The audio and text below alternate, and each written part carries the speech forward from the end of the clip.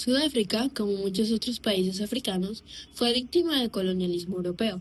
Los primeros en llegar fueron los portugueses alrededor del siglo XV, buscando rutas comerciales hacia la India. Luego, en 1652, llegaron los holandeses y fundaron una colonia en Ciudad del Cabo. Sus descendientes serían los afrikaners. Más tarde, a comienzos del siglo XIX, llegaron los británicos, lo que desencadenó conflictos con los afrikaners.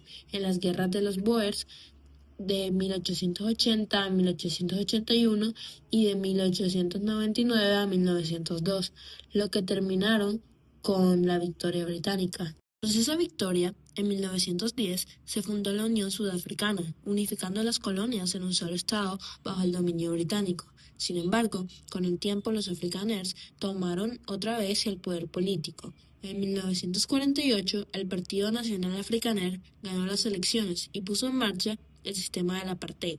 Se eliminó el derecho al voto de los negros, se prohibieron los matrimonios y relaciones entre razas, con la ley de la inmoralidad. Se creó un registro de identificación racial y se obligó a los negros a vivir en zonas llamadas batustantes, territorios pobres, aislados y sin servicios básicos como la educación o la salud. Todo bajo la apariencia de legalidad, pero con un solo fin, de segregar, controlar y explotar a la mayoría de la población. El apartheid no fue solo una política racista, fue un sistema completo de opresión legalizada que convirtió a Sudáfrica en una dictadura para el 80% de su población. Económicamente, aunque parecía un país desarrollado, en África eso solo aplicaba para los blancos, especialmente a los afrikaners.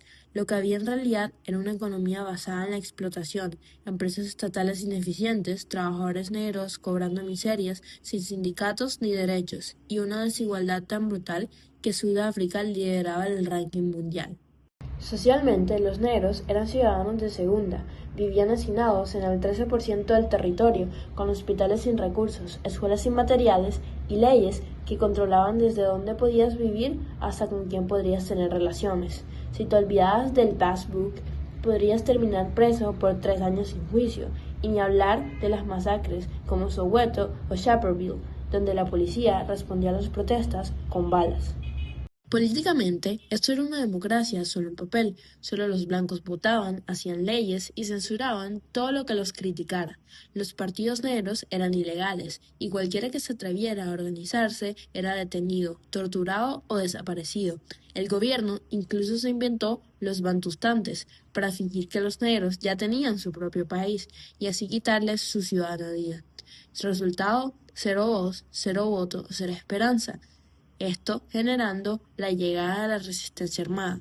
En cuanto a personajes importantes, encontramos a Nelson Mandela, arrestado en 1962 y condenado a cadena perpetua en 1964 por sabotaje.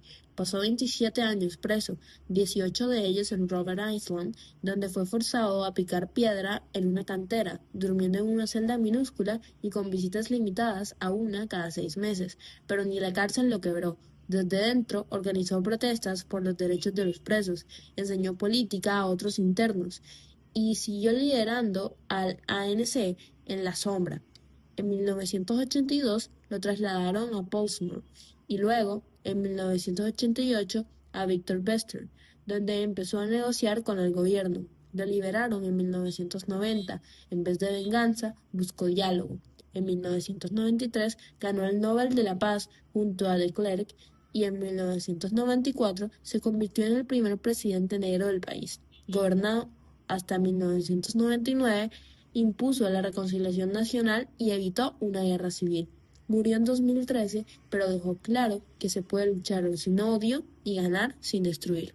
Desmond Tutu, insigne activista sudafricano de derechos humanos y arzobispo anglicano, encarnó un papel crucial en la contienda contra el execrable sistema del apartheid. Su compromiso indefectible con la justicia racial y la reconciliación fue laureado con el Premio Nobel de la Paz en 1984, como figura de influencia cardinal en la lucha por la democratización sudafricana y la promoción de la igualdad.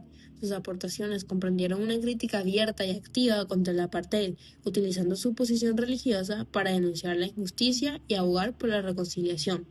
El Premio Nobel reconoció sus esfuerzos en la lucha contra el apartheid y la justicia social. Tras el ocaso del apartheid, presidió la Comisión de la Verdad y la Reconciliación instrumental en la sanación de las heridas sociales. Su influencia trascendió fronteras, erigiéndose como un referente global en derechos humanos y promoción de la paz. Su fallecimiento en Ciudad del Cabo en 2021, a los 90 años, dejó un legado imborrable en la búsqueda de la justicia y la dignidad humana. Frederick William de Klerk fue un político sudafricano destacado por ser esencial en el fin del apartheid en Sudáfrica. Fue presidente en 1989 hasta 1994 y durante su mandato logró la legalización del Congreso Nacional Africano, ANC, y la liberación de Nelson Mandela en 1990. Esto impulsó reformas que desmantelaron leyes racistas que habían sido impuestas décadas atrás, y en 1993 compartió el Nobel de la Paz con Nelson Mandela por sus aportes conjuntos a la abolición de las medidas racistas, y un año más tarde fue vicepresidente temporal en el gobierno de Unidad Nacional de Mandela. El fin del apartheid se concretó a principios de la década de 1990, con la liberación de líderes como Nelson Mandela y la derogación de las leyes segregacionistas. Las históricas elecciones multirraciales de 1994 marcaron un hito, llevando a Mandela a la presidencia y simbolizando el nacimiento de una nueva Sudáfrica democrática. A pesar de este avance trascendental, las profundas desigualdades socioeconómicas heredadas del apartheid aún representan un desafío significativo para el país en la actualidad.